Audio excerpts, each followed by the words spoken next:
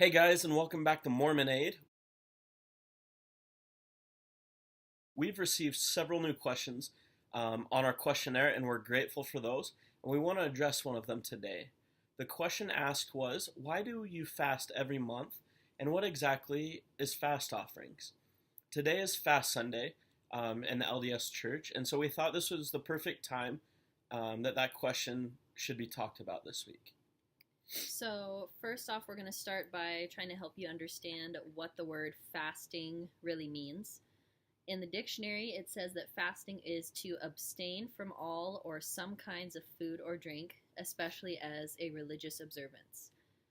And we could also go further and say that fasting is giving up something that you love or need in order to become more spiritual and closer to God.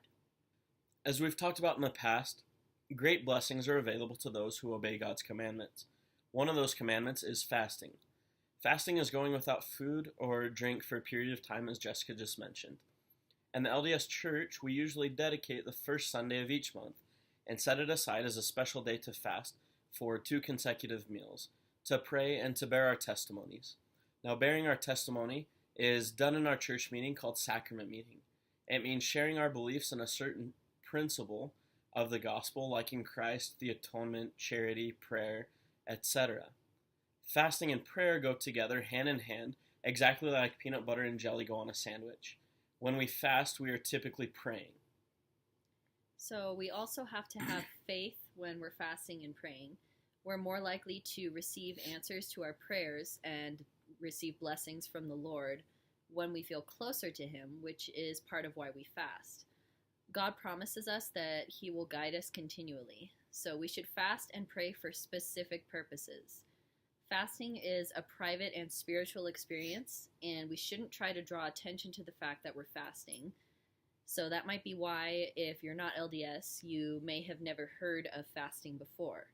We fast because we want to improve and grow in the gospel, not because we want others to notice what we're doing. In our church, we believe that being a good Christian means caring for the poor. So as Latter-day Saints, we should help everyone to meet their physical and spiritual needs.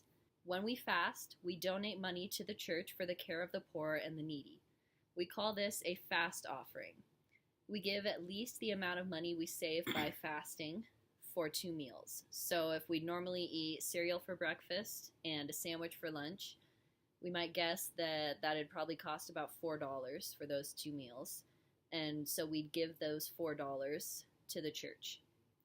Now, one of the greatest Bible stories in the scriptures is in Mark. It's chapter 12, verses 41 through 44. And this is about a widow who literally gave everything she had. And by doing this, she received the blessings of heaven. The scriptures read, "And Jesus sat over against the treasury, and beheld how the people cast money into the treasury. And many that were rich cast much. And there came a certain poor widow, and she threw in 2 mites, which make a farthing. And he called unto his disciples, and said unto them, Verily I say unto you, that this poor widow hath cast more in, than all they which have cast into the treasury. For all they did cast in of their abundance, but she of her want did cast in all that she had, even all her living." Now, we're not saying that you need to give all of your money to the church for fast offerings. What we're saying is that giving what you can will bring major blessings into your life. The widow gave everything she owned because she was doing well. She had food, shelter, and water, and she knew that others didn't. So by giving to others, she was able to be blessed and to know that she had followed a commandment. When we give all we have, the Lord is going to bless us. This is why the LDS Church and the followers, members of the church, give fast offerings. We know at times life can be really rough financially, and it's hard to focus on your spiritual well-being when your physical needs aren't being met. So we want to help others receive the care that they need so that they can have a good life and be able to progress spiritually.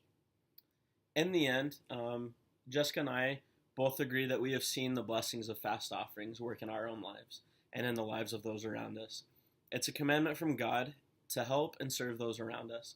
In the scriptures, it continuously says that the first shall be last and the last shall be first.